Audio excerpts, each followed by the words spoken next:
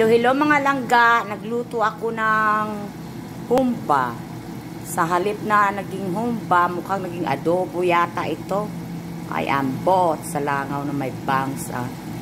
O tingnan nyo, oh.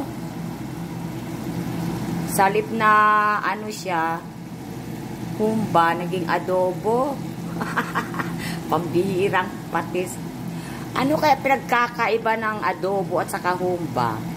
Pareho naman yung lasa nila, di ba, mga langga? Paki-comment nga. Kung pareho lang lasa ng humba at saka adobo. Kasi yung adobo, manamis-namis din. Yung humba, mas matamis pa ata yung humba kaysa sa adobo eh. Pero ayoko namang lagyan ng ng maraming asukal o di kaya pineapple or Sprite pa nilalagay nyo dyan pag naghumba kayo.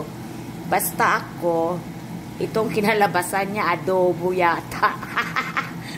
Okay mga langga, thank you for watching. Bye bye, love you all, bye.